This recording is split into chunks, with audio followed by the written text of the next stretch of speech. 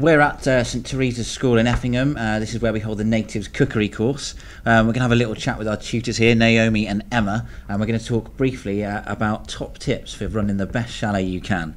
I think let's start with looking after your chalet. You mentioned dishwashers, didn't you? Yeah, your dishwasher's your best friend, I think, and it's really important to make sure you've got your dishwasher salt in there, your rinse aid, you look after your dishwasher, because at the end of the day, I think when you've cleaned 12, 24 plates by hand, look after that dishwasher, definitely. What do you think yourselves is like the most important thing to do during dinner service? I think you've got to make sure that you're well communicated. If you're working in a team, make sure each of you know what you're doing, who's doing what, but don't forget your guests. More importantly, you know, they need to know when to eat. What are the key things when serving food?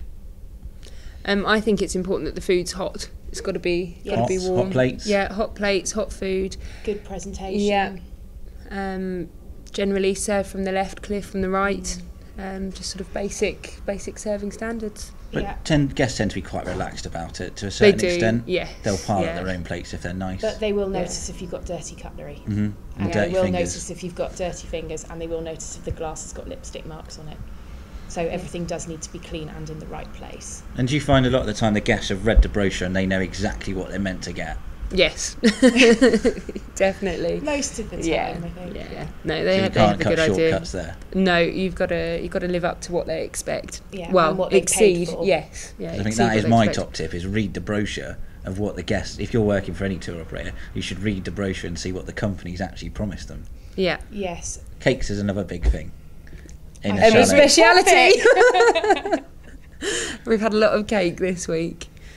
I think, like, the type of cake you cook, you've got to look at the weather outside, as you say, don't you? Yes, I would say cakes are very weather dependent, because cake takes quite a long time to cook, to cool and to ice, whereas muffins or biscuits take maybe 10-15 minutes to cook in the oven. And if it was a really amazing powder day, I would be looking at possibly doing cookies or muffins and saving my carrot cake, where I've got to peel all the carrots, for possibly a bad weather day. Yeah. Do you think that cakes is one of the most important things on a ski holiday for a guest point of view? Yeah, I think it is. They've come in off the slopes, they're tired, they're hungry. It's nothing nicer than walking in and seeing like a lovely cake and an iced cake as well. I think it's really important that you ice your cake so that... Yeah, and the presentation of the cake's quite important as well. Cleaning, any top tips on cleaning? I would say there's not really many shortcuts if you were going to do the job properly. It is one of those things that has got to be done properly, I think, isn't it?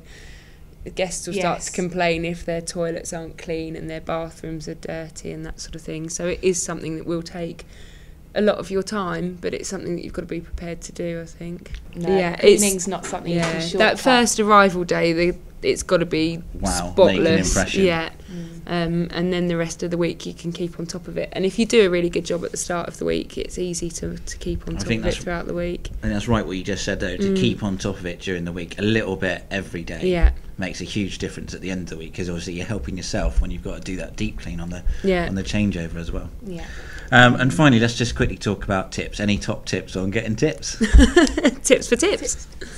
Kill a meal on the last night. Kill a meal on the last night? Kill a meal. You've got to bring out all the stops for your last meal and really go to town and so it's the last thing they remember is the best meal of the week. The week before they leave. That's when they're going to give you the tips. You hope. Yeah. You hope.